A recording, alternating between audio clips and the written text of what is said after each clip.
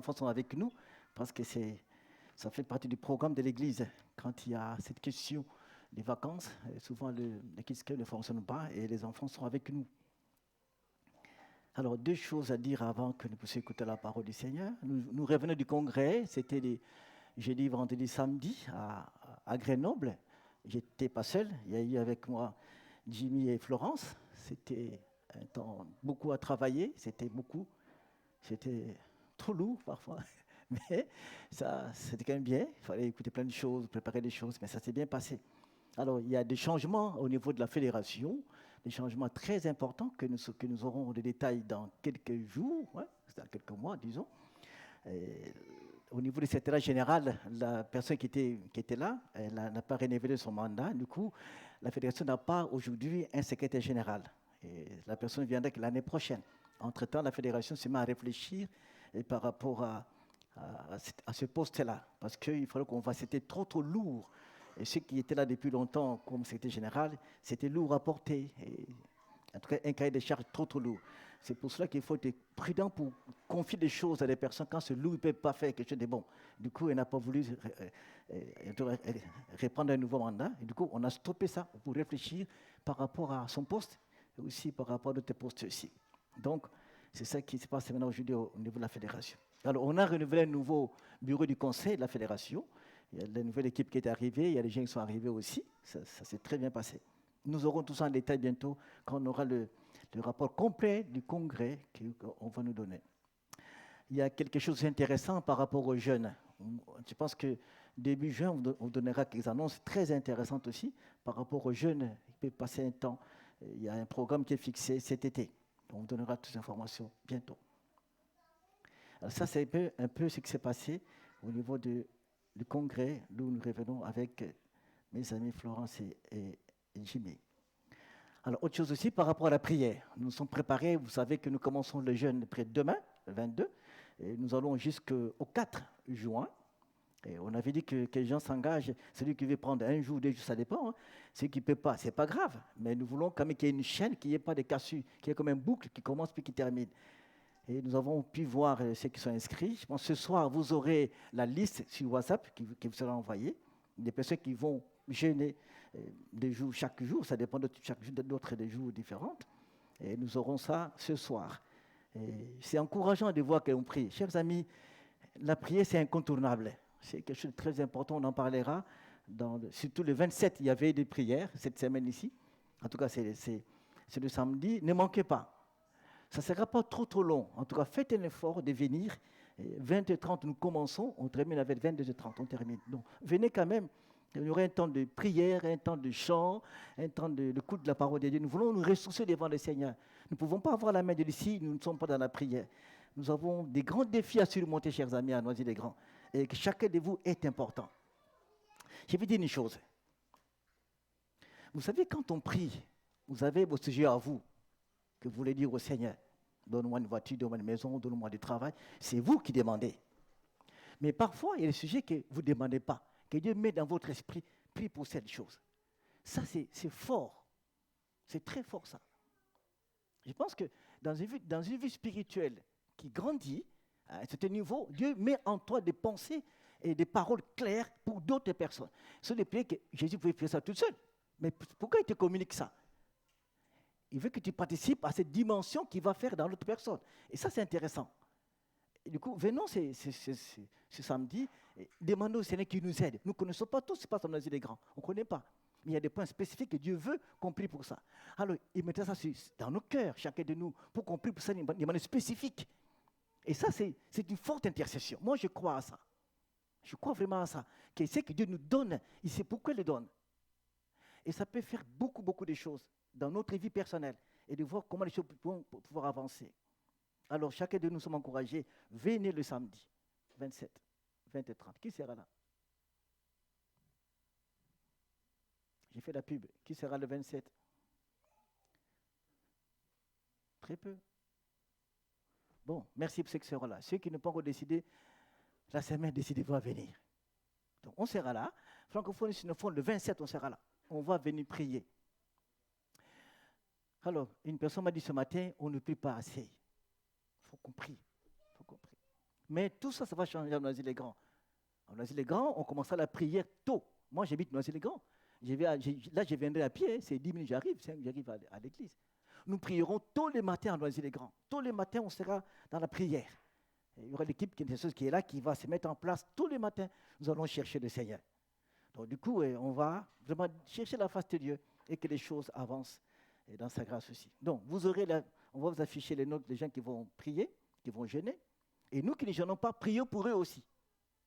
Alors, ce qui est intéressant, on va vous donner ce soir un planning complet de lundi à samedi de tous les sujets de prière de chaque jour. On donnera tout ça d'un coup.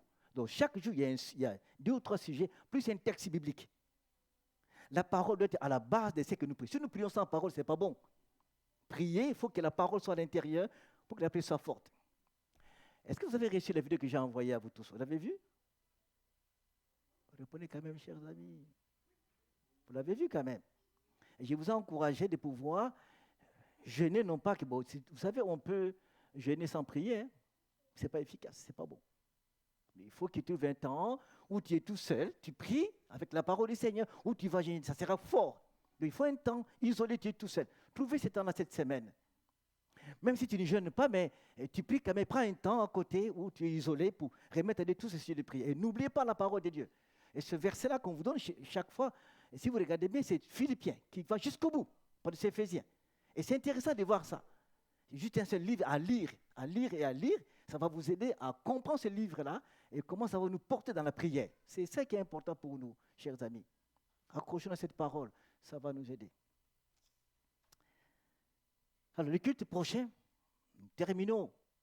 J'ai fait une partie aujourd'hui pour terminer cette partie qu'on a commencé depuis le début, élargir l'espace des attentes. Et dimanche prochain, alors comme c'est la fin ici, à Noisy-les-Grands, on a donné l'honneur au directeur de l'Institut biblique. C'est lui qui vient de prêcher, le pasteur Étienne Lerméno. C'est lui qui vient de prêcher pour boucler ces 26 ans de vie ici. Il va nous prêcher ce texte-là, avec la conclusion de ce texte-là qu'on a commencé depuis il y a maintenant 2 semaines. Donc il sera avec nous pour nous amener à ces finalités de qu'est-ce que Dieu attend de nous dans ce projet d'élargir notre tente. Donc dimanche prochain, il sera là pour partager la parole. Dimanche prochain, venez quand même, frère. C'est le dernier culte ici à nos gens. Venez quand même. Faites tous vos efforts de venir. On va chanter. Alors, Laurent m'a dit, il faut qu'on chante beaucoup dimanche prochain. On va chanter. On va chanter, on va prier parce que rendre grâce à Dieu pour le 26 ans qu'on a fait ici et de le bénir pour tout ce qu'il a fait. Vous savez, quand on déménage, on est content de déménager. On est tout content. Soyons contents de déménager aussi. Réjouissons-nous pour pouvoir aller dans notre endroit. Du coup, venons dimanche prochain des bonnes heures pour pouvoir prendre le temps de chanter. On va beaucoup prier à la fin du culte parce que nous voulons remettre tout entre tes mains pour traverser, aller dans cette ville-là. Que le Seigneur nous aide, qu'il puisse nous fortifier. Je vous invite à la prière maintenant.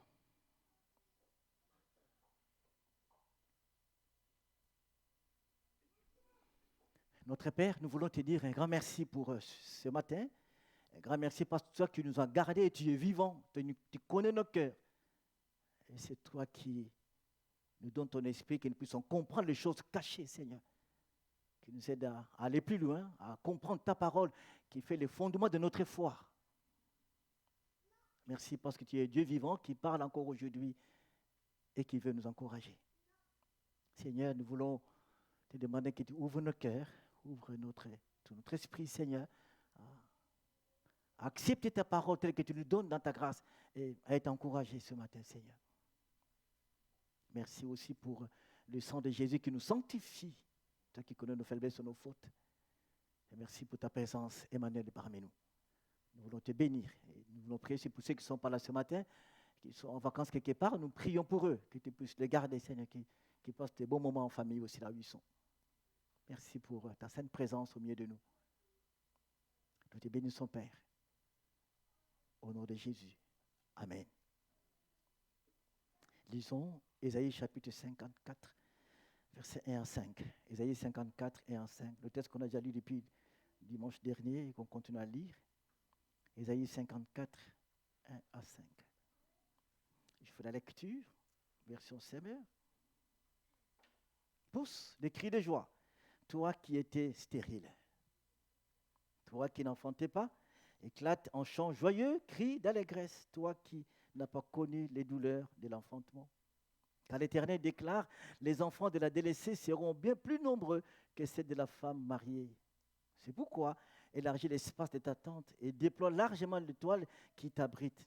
Ne les ménage pas, allonge tes cordages, assure tes piquets, car tu te répandras sur ta droite et ta gauche, et ta postérité prendra possession des nations et peuplera des villes devenues stériles.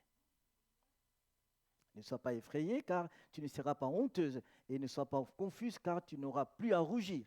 Tu oublieras la honte de ton adolescence, et tu ne te souviendras plus du déshonneur de ton veuvage, car celui qui t'a faite, c'est ton époux. Il a pour nom le Seigneur des armées célestes. C'est lui qui te délivre, c'est le Saint d'Israël, c'est lui que l'on appelle le Dieu du monde entier. Voici la parole du Seigneur. On va afficher pour nous le slide aujourd'hui. Nous voulons, dans ce sens-là, de ce texte-là, élargir l'espace de ta tente. Prendre cette partie de la multiplication, c'est possible. Il y a des choses qu'on peut multiplier sur terre. On peut faire des choses, ça se multiplie. Il y en a d'autres qu'on ne pourra jamais les multiplier. Impossible. Mais là où on ne peut pas multiplier, Dieu peut le multiplier. Il est le seul qui multiplie tout. D'ailleurs, quand vous ouvrez la Bible, au début, il a dit une parole de la multiplication à la création. Multipliez-vous aux animaux, aux humains, multipliez-vous. Et cette parole a une puissance extraordinaire. Et les gens commencent à se multiplier aujourd'hui. Et quand vous arrivez à la fin de la Bible, à l'Apocalypse, vous verrez la parole de Genèse au début, à la fin, on voit un peuple qui est là, qui sera nombreux dans le royaume des cieux. Et j'en dis qu'il y avait des gens, des nombres infinis, ils ont été tellement nombreux devant lui qui voyaient et qui louaient le Seigneur. On multiplie, humainement, physiquement, et puis ça se voit dans la Nouvelle Jérusalem. Cette foule qui sera là, qui va adorer le Seigneur. C'est lui qui multiplie. Au début, il n'était que 120 personnes à Jérusalem qui priaient. La Pentecôte arrive, ils sont 3000. Ils sont 5 millions, il y a des millions qui seront dans le royaume des cieux. C'est la multiplication. Si c'est Dieu, pour lui, tout est possible. Nous, on ne peut pas tout multiplier. On peut pas. Mais lui, il peut tout. On verra quelques points qui nous amènent vers cette dimension de la multiplication. C'est possible avec lui. Il peut tout multiplier par sa puissance. Parce qu'il est Dieu. Rien ne peut l'arrêter. Là, on voit que ça ne sera pas possible, mais il peut faire des choses. C'est le Dieu de la multiplication. On va voir la suite. C'est ce verset-là. Pousse des cris de joie. Ce que j'ai mis en rouge, c'est tout ce qui est négatif. Toi qui étais stérile, toi qui n'enfantais pas, toi qui n'as pas connu les douleurs de l'enfantement, cette partie est négative. Tu n'enfantes pas, tu es stérile. Donc, il n'y a pas d'espoir. Vous savez, à un moment donné, la stérilité, la science n'a pas la solution. La science est bloquée. Écoutez, là, monsieur, madame, on ne peut rien faire. Mais la dimension que pour Dieu, c'est possible. La Bible montre beaucoup de cas où des gens étaient stériles et Dieu a fait grâce. Anne. Il y a beaucoup de personnes qui vivent Élisabeth, cette femme a pu vivre la grâce de Dieu. D'avoir l'enfant Jean-Baptiste. Sarah aussi, l'enfant de la promesse Isaac. Et c'est la honte quelque part, mais c'est négatif, mais le Seigneur est capable de faire des choses. On a fait le second texte pour nous. Ne sois pas effrayé, tu ne seras plus honteuse. La honte, la confusion, la tristesse enveloppe celui qui n'a pas d'enfant. Alors, on va afficher l'autre partie aussi. Deux images qui sont très particulières, ça, qui sont négatives, qui n'est pas bon du tout. Mais les changements, c'est possible. L'image ici de la stérilité, ici, on ne peut pas. Ici aussi, qui peut enlever la honte? Dieu est capable de changer la honte en joie. Il est tout poussé, il peut le faire. Il peut le faire, lui. Et quand vous lisez Ésaïe 54, vous voyez ces deux images de Jérusalem. Et quand on dit stérile, c'est par rapport à l'image qu'Ésaïe prophétise par rapport à Sarah et Abraham. Ils n'avaient pas d'enfant et l'enfant est venu. Quand vous regardez le verset 4 là-bas, c'est par rapport à Israël. Quand il va en Égypte, c'était la honte. Ça, c'est l'Égypte. Mais quand il va, quand on parle de veuvage, parce que tu es veuve, ça c'est Babylone.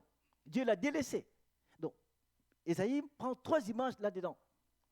Et dans tout ça, c'est négatif. Donc, on ne peut pas, il n'y a pas d'espoir que tout va changer. Égypte, qui pouvait libérer Israël? Babylone, qui pouvait le faire rentrer à Jérusalem? Sérénité, qui peut donner à sa reine enfant? Si ce n'est que Dieu, qui est tout puissant, qui peut faire des choses. Les dieux qui multiplient. Donc pour lui, quelle que soit la forme des choses, il peut tout changer. Et ce texte annonce des choses négatives au départ. Mais lui, il fera des choses aussi plus grandes que ça. Voilà les dieux en qui nous croyons, qui peut tout faire. Du coup, la négation, ce n'est pas la fin pour nous. Ce n'est pas la fin pour Dieu. La négation, ce n'est qu'une étape, mais tout peut changer. Amen. Vous êtes d'accord avec moi? Le monde dit que oui, ça suffit, ça ne marchera plus, mais Dieu a le dernier mot. Oui, c'est négatif, mais ça peut changer. Oui, ça ne marche pas, mais ça peut changer. Oui, c'est flou, ça deviendra clair. Il est le Seigneur. Voilà le début pour avoir qu'on aille plus loin, de comprendre ce qui se passe avec le Seigneur. C'est négatif, mais il peut faire des choses aussi profondes que nous pouvons nous réjouir en lui. La suite, c'est la sémence. La sémence précède la récolte. Chers amis, on ne peut pas récolter si on n'a pas sémé, non? On ne peut pas.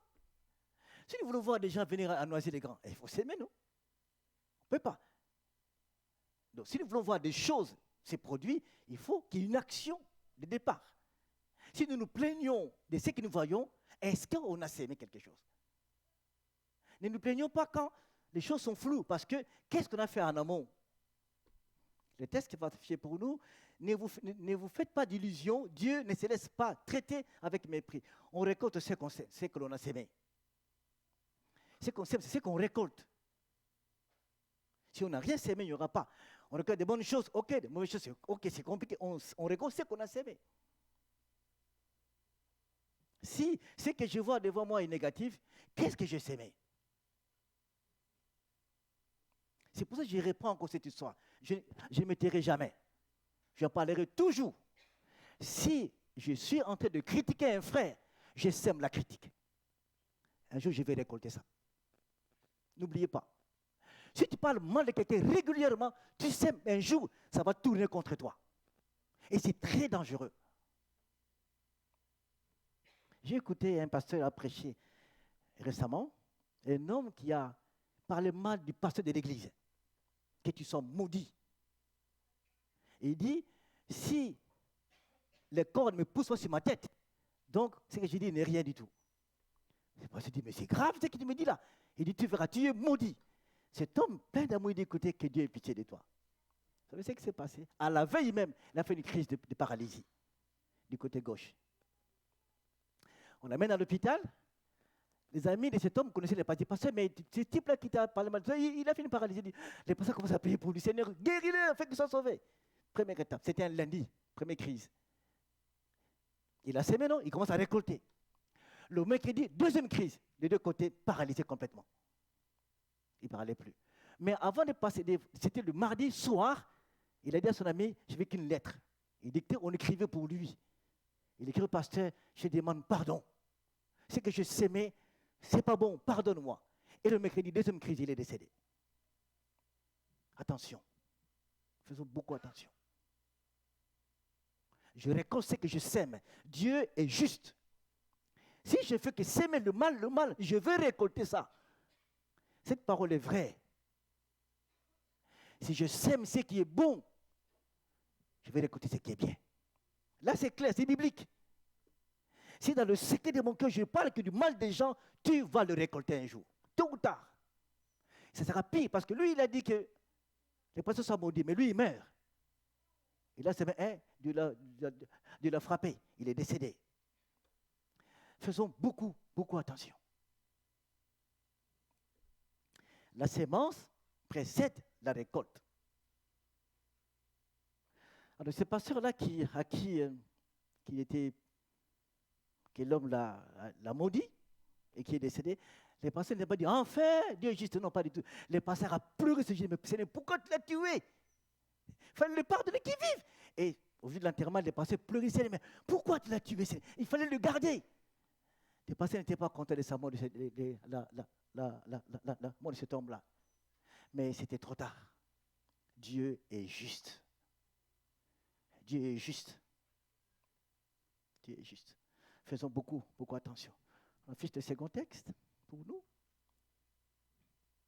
Celui qui sème peu moissonnera peu. Celui qui sème en abondance moissonnera en abondance. Que chacun donne comme il a résolu dans son cœur, sans tristesse ni contrainte. Car Dieu aime celui qui donne avec joie. Celui qui sème peu moissonnera peu. C'est biblique. Celui qui perd en abondance moissonnera beaucoup aussi. Si je m'attends à récolter beaucoup, qu'est-ce que je sème en amont? Imaginez-vous, si on ne prie pas assez, on ne cherche pas la face de Dieu, comment verrons-nous 200 personnes noisées des grands? Il ne va pas tomber du ciel. Jamais. Soyons réalistes un peu à un moment donné. Si nous ne prions pas, nous ne prenons pas le temps de prier, de chercher la face de Dieu, comment ces gens viendront noiser les grands? Ils ne viendront pas. Les apôtres ont prié. Ils cherchaient la face de Dieu. Ils ont jeûné. Et la foule est venue. Demandez aux églises qui ont, enfin, si vous voulez, si vous êtes curieux, comment ils sont si nombreux comme ça? Cherchez un peu, posez la question. Vous verrez que derrière, il y a eu des temps de prière, des temps de jeûne, et Dieu a poussé les gens à venir. Dieu peut nous multiplier. Dieu peut nous multiplier. Mais en amont, il veut que tu participes à ça. Dieu multiplie avec toi et avec moi. Il dit que je vais multiplier, mais il faut que tu entres dans la sémence. Il a un programme. Oui, je vais multiplier l'église, mais dans ce programme-là, tu as une part de sémence, que tu sèmes quelque chose, et lui, il va les multiplier. Mais si nous ne sémons pas, nous ne verrons rien. Ce que je vous dis ici, ce que je vous crie depuis le début de ce mois ici, c'est, je l'ai eu là-bas aux États-Unis.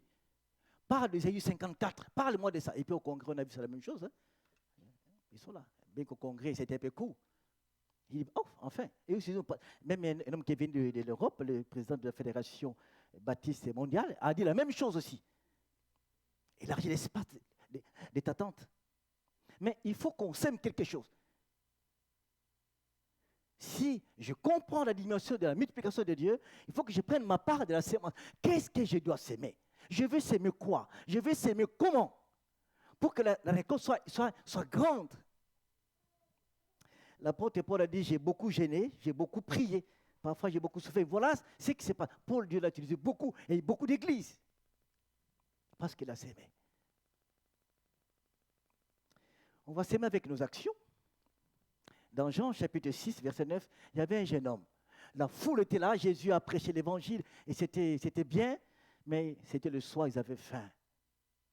Alors Jésus, il pose la question à André, mais à Philippe, mais alors comment les gens vont manger? Qu'est-ce que vous allez faire pour eux? Faites quelque chose pour eux, non? Philippe dit, mais Seigneur, mais avec 200 deniers, ça ne marche pas. La foule, mais comment il va manger? Ils sont nombreux, mais c'est impossible. La négation. Or, Philippe a oublié qu'il est en face de Dieu qui multiplie. Il a oublié ça. Philippe regarde avec en tant qu'humain. Oui, mais ils sont plus nombreux que l'argent qu'on a, c'est très peu.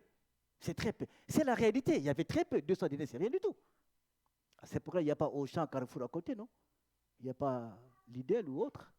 Il n'y en a pas. Il n'y a pas un grand marché comme à Saint-Denis. Ce n'est pas comme à Paris. Il n'y a rien. Il n'y a rien là-bas. Tout est négatif. Mais le Dieu qui multiplie était avec eux. Alors, qu'est-ce qui va se passer? Philippe dit qu'il y a un jeune homme qui a 5 pains et 2 poissons. C'est rien du tout. Oui, c'est négatif encore. C'est rien. Mais parce que Jésus est là, le Dieu qui multiplie, il fallait qu'il y ait la première action. Il fallait qu'on sème quelque chose. Imagine-toi, tu pars à un pique-nique, bien à une sortie avec les amis, tu as préparé ton super sandwich au thon, c'est pas, avec un peu de légumes dedans. Très bien. Et tout le monde n'a rien apporté. Vas-tu donner ton sandwich aux autres? Imagine-toi. Sorti, personne n'amène rien. Tu as ton sandwich bien préparé, à qui tu as eu confiance, tu vas le manger, tant de dépenses. Mais les gens n'ont rien. Est-ce que tu vas les partager? Moi, ces garçons, il fallait qu'on mette son nom dans la Bible, ce serait intéressant. Il a pris ces 5 pains et ces 2 poissons, il était intelligent. Il dit, bon, on sera là-bas, on va écouter l'évangile, mais à l'estomac, on va crier. Donc, préparez un peu de sandwich pour aller. Il était prudent. Il arrive là-bas, personne n'avait rien. Il n'avait que ça. Il n'a pas gardé sa poche, il a donné. Il a sémé. Il a remis à Philippe et qu'il a remis au Seigneur, mais on n'a que 5 pains ici. En fait, Philippe aussi, c'est compliqué. Pourquoi 5 pains, 2%? C'est rien. Mais maintenant, le compliqué, c'est Dieu-là qui peut changer les choses. Il se souvient des noces de Cana. L'eau s'est changée en vin. Il se souvient. Donc, regarde le 5 pains, 2 poissons. Jésus a dit, bon, faites asseoir tout le monde. 5 000, 7 000, ils ont mangé. Jésus l'a multiplié. Il fallait que ces garçons donnent. C'est l'action. Mais c'est d'abord une action que je peux faire. Ça peut être une action visible, matérielle, financière, que je donne quelque chose. Et quand je donne, et Jésus va s'en occuper. Tout ce qui est dans sa main, il est puissant pour le multiplier. C'est ta sémence qui sera utilisée dans l'action divine. N'oublie pas. Et pendant que toi tu sèmes, le Seigneur regarde et c'est lui qui va le multiplier. 5 pains seulement, 2 poissons, et à la fin, si vous connaissez le texte, il y avait combien de paniers qui sont restés? 12 paniers. Chers amis, 5 pains, 2 poissons, vous avez 12 paniers. Donc, ils ont mangé. Bon, on est fatigué, allez ramasser tout ce qui reste. Dieu est bon. Est-ce qu'on peut l'applaudir un peu le Seigneur? Jésus est bon, Jésus est bon. Il est bon, il est bon. Il est bon. Voilà la question. Qu'as-tu dans ta main? Qu'est-ce que tu as? Qu'est-ce que tu as dans ta main et que tu veux s'aimer pour que Jésus le prenne et le multiplie? Qu'est-ce que tu as dans ta main que tu peux remettre au Seigneur? Voilà, je te donne ça, Seigneur. Qu'as-tu dans ta main? Qu'est-ce que tu veux lui donner pour qu'il les multiplie? Si la Bible dit que la proverbe, c'est lui qui garde sa pauvreté. N'oubliez pas. Celui qui garde ce qu'il a, s'appauvrit. Mais celui qui donne avec largesse s'enrichit. Ça, c'est le principe biblique. Ce qui fait que garder dans l'égoïsme pour ne pas donner, il s'appauvrit dans le regard divin. Mais celui qui donne, il s'enrichit de plus en plus. La Bible qui le dit. Qu'est-ce que j'ai?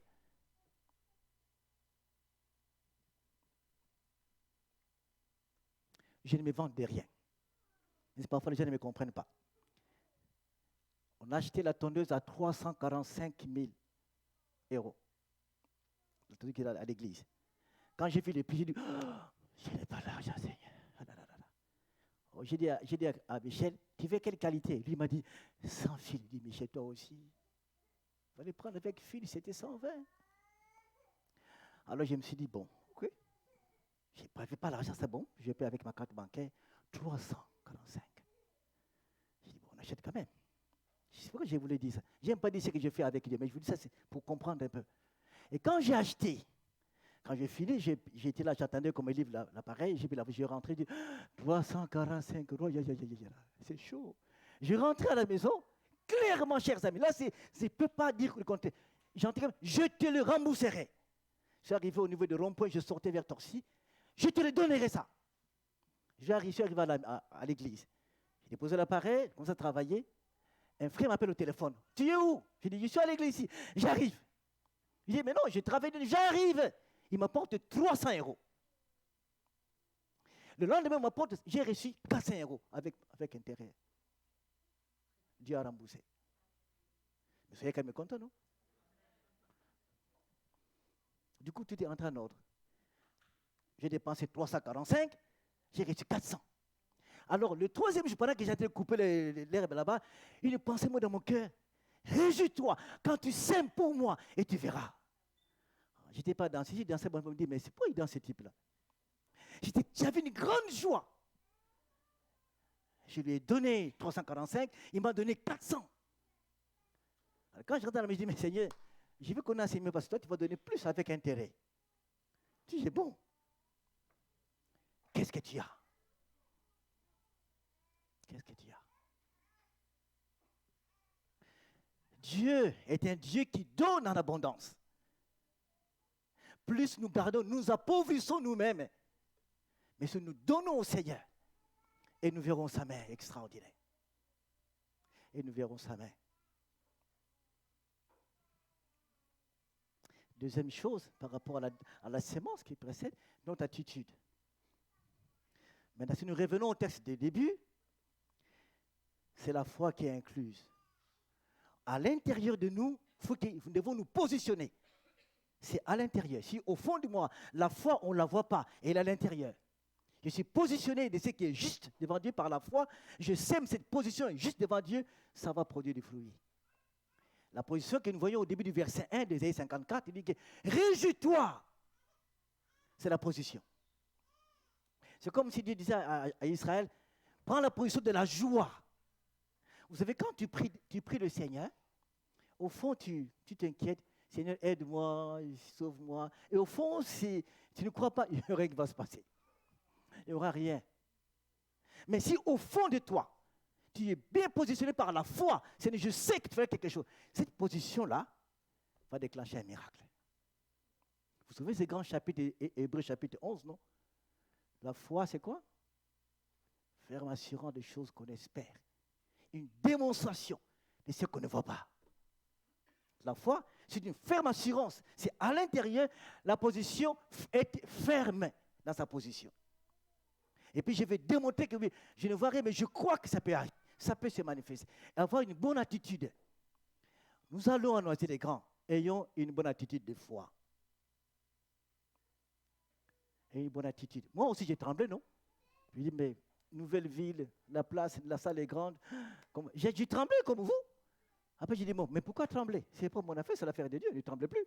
C'est son affaire à lui, mais il faut que je travaille mon attitude. Travaillons notre attitude à nous.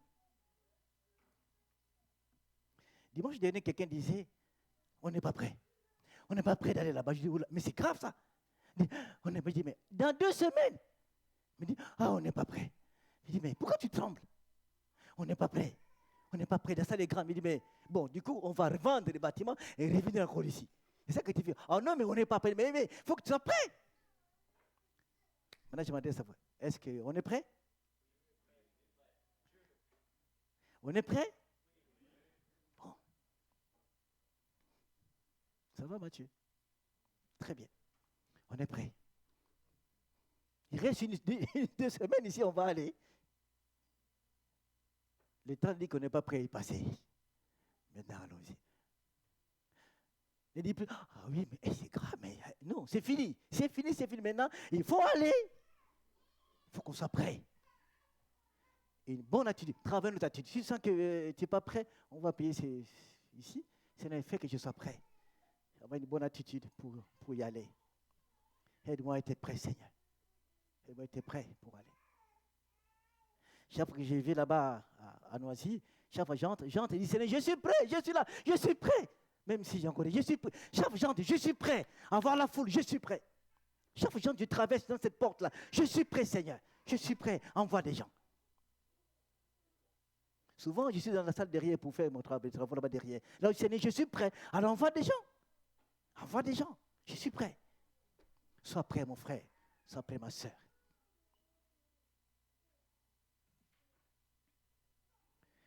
Nos actions visibles et notre attitude. Nous devons travailler ça. C'est pour ça que tu es peur, oui, mais demande à Dieu de t'aider pour que tu sortes de ça, pour que tu sois prêt pour cela. C'est pour ça que Dieu dit à Israël, Ésaïe 54, verset 1, réjouis-toi, pousse des cris de joie. C'est l'attitude. Même si tu n'as rien vu, mais sois dans la joie. Parce qu'il va se passer des choses. C'est la suivante. La récolte révèle la qualité de la sémence. La récolte, c'est que nous voyons, la moisson révèle comment on a sémé derrière. Le texte, Ésaïe 54, verset 3, car tu te répandras à ta droite et à ta gauche. Et ta postérité conquérera des nations et peuplera des villes devenues solitaires. Quelle prophétie! Quelle prophétie qui est si grande! Tu vas t'étendre de gauche à droite, tu vas t'étendre largement et puis tu vas conquérir des nations. Donc tu vas aller dans le monde entier. Dans ce verset, vous voyez là-bas, Israël et les nations. C'est la prophétie du Nouveau Testament de l'œuvre de Jésus-Christ. Tu vas t'étendre gauche et droite. Ça veut dire que quand nous serons à Noisy-les-Grands, ce n'est pas que Noisy, les villes environnantes vont aussi venir. Donc on regarde les villes environnantes, j'en suis humain et les autres, qu'eux aussi peuvent venir. Tu vas t'étendre. Je disais dimanche dernier que la tente, Dieu n'a pas dit élargir l'espace de ta maison. La maison, c'est stable. La tente, ça bouge. Il faut que tu connaisses à l'élargir. Et à droite et à gauche, il faut qu'il y ait de l'espace. Tu vas t'étendre de plus en plus. Et cette parole s'est accomplie dans Apocalypse. Vous trouverez ça. Cette foule qui est devant le Seigneur, que Jean avait vu. Ésaïe 54, verset 3. Tu vas t'étendre. Parce que Dieu voit déjà que la foule sera là. C'est compliqué. On a encore rêvé, me dit, mais il y aura une grande foule qui va t'étendre. Crois à ça, Israël. Parce que Dieu a déjà sémé. On verra ça bientôt. La suite, le temps de la récolte. Vous savez, quand on sème quelque chose, on ne sait pas ça poussera quel jour. On ne sait pas, on ne connaît pas l'heure exacte. Quand le cultivateur va planter des graines là-bas, il ne sait pas si ça poussera lundi soir ou lundi après-midi. Il sait que bon, ça va pousser, c'est tout. Et ça va pousser. De même, dans la foi chrétienne, quand nous commençons à prier pour quelque chose, vous avez sémé, ça y est. Le temps où ça va germer dépend de Dieu lui-même. Et c'est parce que tu as sémé longtemps, tu as beaucoup gêné, mais il n'y a rien. Ne t'inquiète pas, tu as sémé. Mais attends, ça va pousser un jour. Un homme disait, il a annoncé l'évangile à une personne pendant beaucoup d'années, sans raison, il dit, bon, je suis fatigué. Oh, il avait sémé. Un matin, l'homme dit, mais est-ce que je peux comprendre qui est Jésus? Oh, mais ça fait des années qu'on n'en parlait pas. Mais il s'est tourné au Seigneur. Nous sémons, mais on ne sait pas quand ça va pousser. Nous allons commencer à jeûner lundi jusqu'au 4. On va prier, on va jeûner, c'est bien. Mais on ne sait pas quand cela va pousser. On ne sait pas. On ne sait pas. Mais ce que nous savons, ça poussera. Vous savez content quand même, chers amis. Ça va pousser. As-tu vu un cultivateur qui va dire, ah oui, j'ai sémé de blé, je ne suis pas sûr. J'ai fait, bon, j'ai fait. Mais non, il dit que je sémé du blé, je vais récolter en quelques jours, puis je vais vendre. Il voit loin. Nous aussi, aujourd'hui, changer les choses. Quand nous jeûnons et prions, nous sémons, ça va pousser. 14 jours de jeûne et prière qu'on va faire, les gens viendront à Noisy-le-Grand, ils vont adorer Dieu. Vous savez que les gens qui ont jeûné pour vous, vous les connaissez? Pas du tout. Les gens qui ont prié pour vous, ils ont sémé. Le Seigneur fait que ces enfants soient convertis. Vous ne savez pas, ils ont prié, ils ont jeûné, ils ont sémé. Et vous êtes là aujourd'hui. Quelqu'un a sémé pour vous. Maintenant, rendez l'appareil pour les autres. Si tu es conscient qu'on avait sémé pour toi, pour que tu sois aujourd'hui, sais que tu es là, toi aussi, de la même manière, va aussi s'aimer pour les autres. Avec eux aussi viennent. Ça sera ainsi de suite. Quand nous sémons, nous récoltons, et ça sera une chaîne de récolte par la grâce de Dieu. Mais on ne sait pas quand. Il sait bien que quand on va arriver, on est une trentaine, une quarantaine, une cinquantaine. Ce n'est pas grave. Mais nous continuons à s'aimer. Nous savons que les gens viendront. Parfois, ils viendront à compte-gouttes. Parfois, ils viendront en famille. On ne sait pas. Mais les gens viendront. L'attitude. C'était formidable à Jérusalem. D'un coup, 3000. Ah, c'était chaud, ça. C'était magnifique, ça. 3000, 5000. Ça, c'est la puissance de Dieu. Mais Dieu fait comme il veut. Dieu est extraordinaire. Le temps de récolte dépend de lui, mais nous attendons à quel moment il va produire les fruits. Parce que la puissance de Dieu agit derrière. Quand nous sémons, lui, il agit dans son temps. Et il va faire pousser cela. Et nous verrons ce qui va se passer. Mais nous, on continue à s'aimer. Et on verra ce qu'il va faire. Deuxième chose, Dieu connaît la récolte, la moisson, avant qu'elle soit là. Dieu connaît la récolte avant qu'elle soit là. Nous, on a sémé, on ne voit pas la récolte, on ne voit pas le moisson, on ne voit rien. Mais on continue à prier, à prier. Mais lui, il voit déjà le moisson, elle viendra là lundi, mardi ou dans 2-3 ans. Il voit déjà comment cela va pousser. Ça, c'est le Seigneur. Jean 10, verset 16.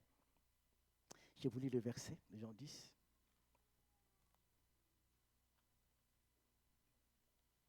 Écoutez, c'est que cette parole que le Seigneur dit,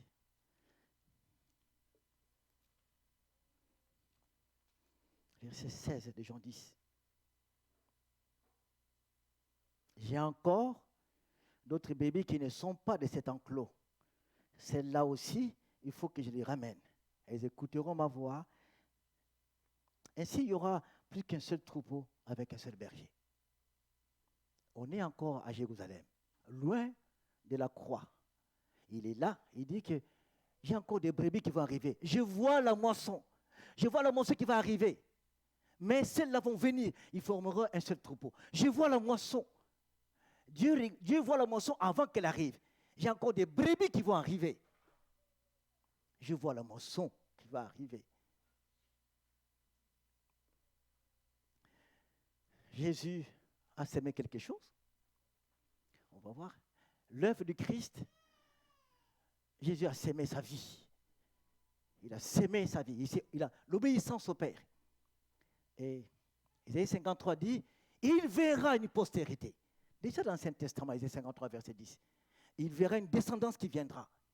Il va s'aimer sa propre vie. Il va mourir à la croix. Pendant qu'il mourra à la croix, il s'aimait sa vie. Il va récolter des multitudes. Nous sommes sa récolte. Nous sommes sa moisson. Tu es sa moisson. Parce que Jésus a sémé. Tu es là, non? Tu es là, je suis là. Il a sémé parce que l'Église est là, parce qu'il a sémé sa vie. Il a donné sa vie, c'est consacré. Et nous sommes là aujourd'hui. L'œuvre de la croix a une puissance extraordinaire, un sacrifice parfait. Il a sémé à la croix, c'était la honte, la souffrance, l'humiliation. Et pendant qu'il mourait, il donnait la vie. Même avant qu'il meure, il a dit aux brigands, aujourd'hui, tu seras avec moi.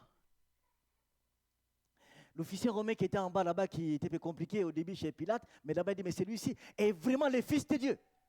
La sémence commence à agir. Ça commence à agir. Ça commence à agir. Les gens commencent que oui, il est le Fils de Dieu. Déjà à la croix à Golgotha. Il a sémé un sacrifice parfait. Et les résultats, Apocalypse, la foule qui sera là. Il a sémé.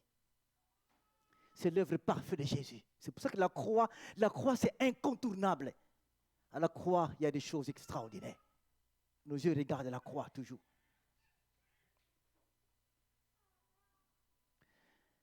La qualité de notre récolte dépend de ce que nous avons sémé. Jésus a vu ce qui s'est passé. Si nous voulons voir plein de monde et une bonne qualité de la récolte, alors regardons ce qu'on sème. C'est pour cela que le samedi 27, ne manquez pas, venez. Je pense qu'il y aurait du café, Esther. Il y aurait du café ce soir-là. C'est prévu le café le 27. Vous la veillez? Bon, on aura du café pour ne pas dormir.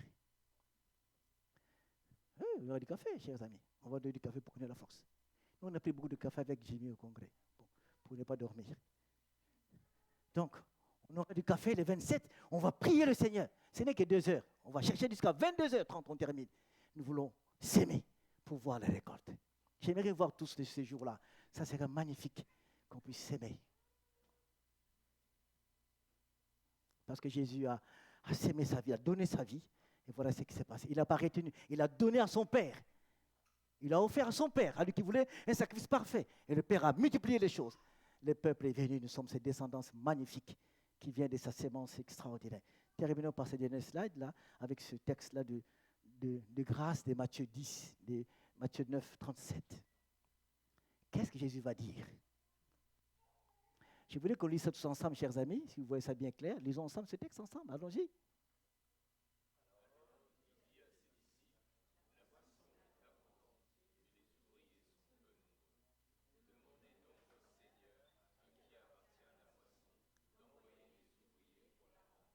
Merci. La moisson est abondante, elle est grande. Jésus a vu la moisson. Il est encore au début de son ministère, Matthieu 9. Il dit que la moisson, elle est tellement abondante. Il a vu la moisson, elle est là. Jésus est formidable. Dieu voit la moisson avant qu'elle soit là. Il dit, la moisson, elle est là, mais il y a peu d'ouvriers. Qui va venir à la moisson? Qui? Il dit maintenant, parce que je vois la moisson, il faut que vous demandez. Il faut que vous demandez au Seigneur de la moisson, lui qui connaît la moisson, qu'il puisse envoyer des ouvriers. La moisson est abondante. Jésus a vu la moisson avant la croix. Elle est tellement grande, la moisson. Elle est tellement abondante. Et il faut qu'il y ait des ouvriers, beaucoup d'ouvriers. Il faut manquait beaucoup d'ouvriers. Que Dieu nous aide à comprendre que Jésus a vu la moisson et que nous, on peut voir la moisson comme lui le voit. Cette foule qui va venir aussi, qui va entrer dans ce royaume. Le texte suivant, et qui, j'ai commencé en bas pour aller plus haut. Ça, c'est la finale. Ça, c'est la fin. Écoutez ce qu'il dit Jésus dans ce texte-là. En attendant cela, Jésus, rempli d'admiration, et s'adressa à ceux qui le suivaient. Il dit, vraiment, je vous l'assure, chez personne en Israël, je n'ai trouvé une telle foi. Je vous le déclare, beaucoup viendront de l'Orient et de l'Occident et prendront place à table auprès d'Abraham, Isaac et Jacob dans le royaume des cieux. Beaucoup viendront de l'Orient et de l'Occident. Jésus a déjà vu la moisson. Ils viendront. Jésus a déjà vu dans le royaume des cieux Abraham, Isaac et Jacob autour de la foule qui va arriver. Ils viendront de l'Orient et de l'Occident. Voilà la moisson qui viendra de l'Orient et de l'Occident. C'était la question de cet homme-là qui avait la foi, le centenaire romain qui croyait que Jésus peut dire par une parole, peut dire que l'homme peut te guérir de loin, et ça s'est fait. Jésus a admiré sa foi. L'homme a été positionné par rapport à ça. Je crois que tu peux le faire. Alors j'ai dit, mais les gens comme ça qui ont cette foi, il y en aura beaucoup qui viendront. Orient, Occident. Chers amis, regardons cette vision de Jésus. Regardons ça. C'est là, c'est vrai. C'est là, c'est vrai, ça c'est vrai. Ils viendront de l'Orient et de l'Occident. On verra ça, on verra Abraham, Isaac et Jacob dans le ciel. On le verra. La foule sera, Jésus a déjà vu ceux qui seront là. Il sait. Il sait. Et en fait, la question qui va arriver, veux-tu participer à cette grande récolte? En fait, la foule qui est là, regardez bien, on va réfléchir un peu. La foule de... C'est pas grave, l'enfant c'est midi, ils vont bientôt manger, c'est pas qu'ils pleurent. Nous sommes ici. Les parents s'en occupent. Beaucoup de gens viendront d'Orient-Occident. Mais ces gens qui viendront, qui va les évangéliser? Les anges. Est-ce que les anges? Oh, je vous écoute, non? Est-ce qu'il enverra Dieu a beaucoup d'anges aussi, des milliers. Il va dire, vous allez par milliers. Il va les envoyer dans les grands pays, ils vont passer dans toutes les maisons. Il n'envoie rien, rien du tout. Il ne voit rien.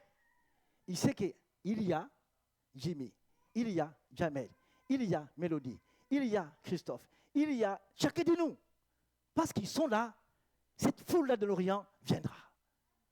Voilà ta responsabilité. Amen. On reprend. Parce que tu es là, cette prophétie-là, de ce texte-là, Jésus sait que bon, j'aurai 2-3 personnes là-bas, eux qui vont parler, et la foule va se réaliser.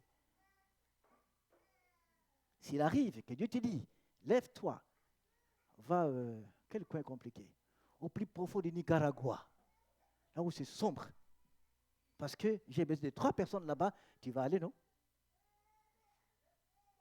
Solange, tu veux de l'Asie, c'était bon, c'était très bien. Si tu dis maintenant, ne va plus là-bas, va au Brésil. Ok. Merci d'aller. Donc, Dieu a des gens qui sont dans le monde, qui veulent le ramener dans cette foule. Alors, qui va aller? Veux-tu participer à cette grande récolte? Écoute, mon frère, ma soeur, si un jour, tu prêches devant quelqu'un qui est convaincu que j'ai amené quelqu'un dans la foule là, pense toujours Matthieu 8. Tu prêches à quelqu'un qui est convaincu, Matthieu 8, quelqu'un est entré. La foule arrive de l'Orient, de l'Occident. La foule arrive. Je m'adresse aux jeunes qui sont derrière. Mettez-vous debout, tous les jeunes. N'ayez pas peur, je ne suis pas policier, mettez-vous debout, les jeunes. La rangée qui était debout, là, les enfants de Jess. Et c'est les enfants de Jamel aussi. Voilà. Il y a encore un jeune ici, vous n'êtes pas tout seul. Mais toi aussi, mets-toi debout, n'ayez pas peur. Venez ici devant. Ce n'est pas un concours, c'est parce qu'on vous aime. Venez ici. Regardez devant. Regardez tous ces vieux messieurs qui sont là. Ils sont très jeunes. Ils sont très très jeunes. Est-ce que Dieu peut faire des choses en eux? Vous croyez? Il peut en eux parler, en fait que les gens arrivent dans la foi? Alors on s'adresse à vous maintenant. Est-ce que vous croyez que Dieu peut agir à travers vous? Vous croyez? Bon. Donc, vous allez parler. C'est chaud, hein? Bon, je passe devant vous. Là, vous ne me voyez pas, je passe devant. Est-ce que vous croyez que Dieu va faire des choses à travers vous? Vous croyez qu'il peut le faire? Mais n'ayez pas peur. Je sais que la peur, c'est pas, la peur est là, mais n'ayez pas peur. Si vous avez compris la parole d'aujourd'hui, la peur, on l'écarte. On regarde à ces dieux-là. Dieu peut faire des choses. Dieu peut faire des choses en vous. Ça va? Moi, j'ai confiance en vous. Hein? On va prier pour eux. Christophe, tu pries pour eux. On se lève, Christophe prie pour ses enfants ici. Écoutez la prière de Christophe qui va prier pour ses enfants.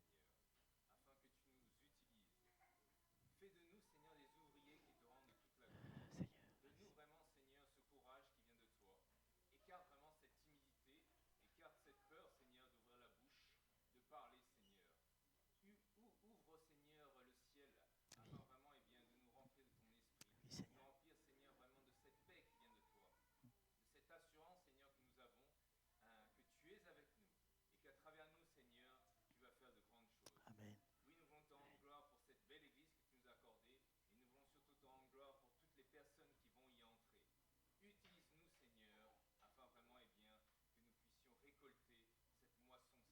Merci.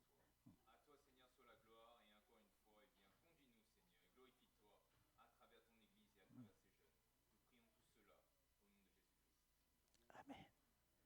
On applaudit le Seigneur pour eux. Allez vous asseoir. Bon, ces jeunes vont chauffer les écoles, les lycées, les collèges. Ils vont chauffer les gens. On a prié pour eux.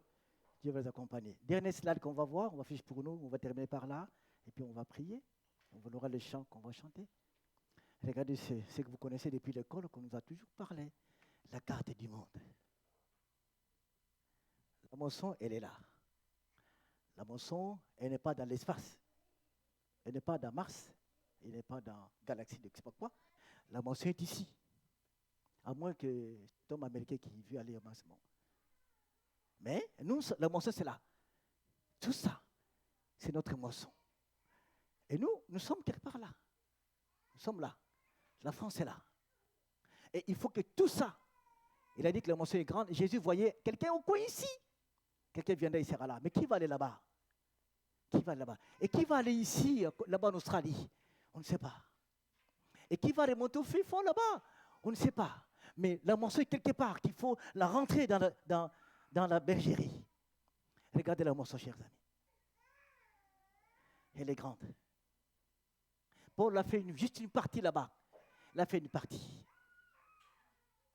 Il y a des gens qui sont partis en Chine, ont fait une partie là-bas aussi. Mais il y a une part aussi pour toi. Pour que Matthieu 8 s'accomplisse. Il vient de l'Orient, de l'Occident, qui vont habiter là-bas, qui vont arriver dans ce royaume-là. C'est le temps de la moisson maintenant. Ça, c'est la moisson. En rentrant, je suis dans la maison, réfléchis, dis, mais Seigneur, j'ai vu la carte, j'ai vu la moisson. Aide-moi à participer à cette moisson. Les slide qu'on va afficher pour nous, c'est Noisy-les-Grands, notre belle ville. Voilà là où on va arriver. Cette carte, on vous l'enverra ce soir. Vous aurez ça. Ça va vous aider dans la prière. Noisy a beaucoup de petits quartiers qui sont là. Donc, du coup, quand il va commencer à prier, il dit, bon, ce soir, j'ai prié pour la Varenne. Tous ceux qui sont des Varennes, je vais prier pour que Dieu puisse les toucher. Et après, tu chantes, je vais pour la partie de Richardet. Et si tu auras une prière bien ciblée, par quartier, c'est ça la ville qu'on va aller. Noisy-les-Grands. Alors, regardez bien. Ce soir, on vous enverra pour que vous regardiez, quand vous priez, cette semaine, jusqu'à la semaine prochaine, tu sois clair dans tes prières. Je prie pour tel quartier, tel endroit, pour les centres-villes, et je prie pour ça. La ville, elle est là. La moisson est ici. Même si à côté, il y a Brissuman, il y a Villiers, il y a aussi Chancement là-bas, mais nous sommes d'abord ça, là où on va entrer. Et notre église est quelque part là. Alors, voilà la moisson, voilà la ville. Maintenant, il faut aller. Que Dieu, le Dieu qui multiplie, nous aide à avancer avec foi et confiance. N'ayons pas peur, ça peut arriver, mais que Dieu puisse nous guérir de la peur, nous guérir de la crainte, afin que cette ville puisse écouter la bonne nouvelle. Lèvons-nous, on va chanter avec l'équipe de louanges, et puis après on va prier. Lèvons-nous, chantons avec joie, chantons avec force, parce que maintenant on a compris. Et ça va nous aider de nous projeter maintenant vers cette ville qu'on va entrer bientôt.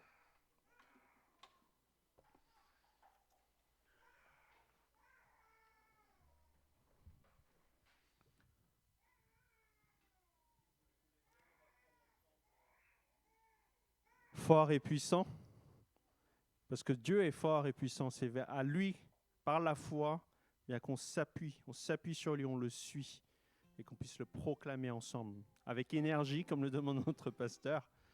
Allons-y. Oh, oh, oh, oh, oh,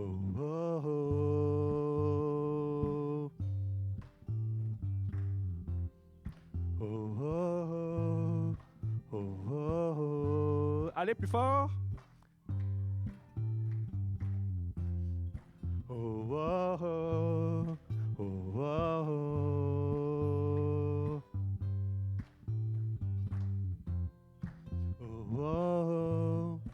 oh, oh, oh.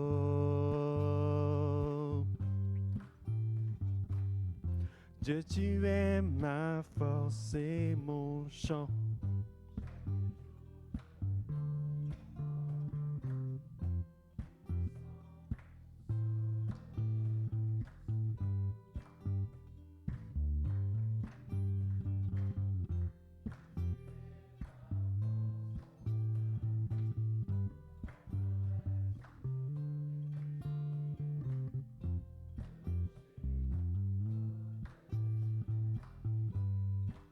Malgré vos peurs,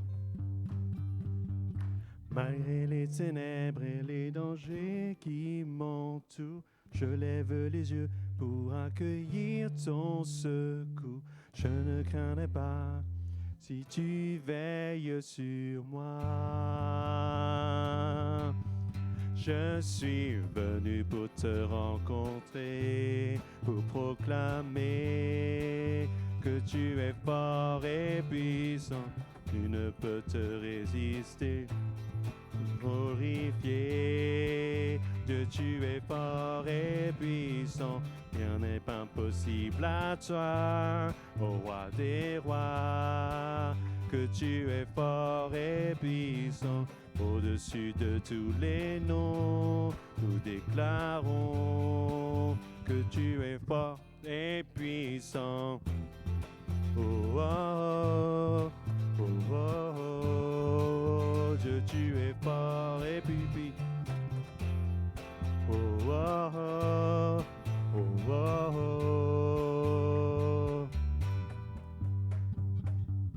Dieu, tu es ma force et mon chant, oui, et mon libérateur, souverain, mon sauveur règne aux cieux.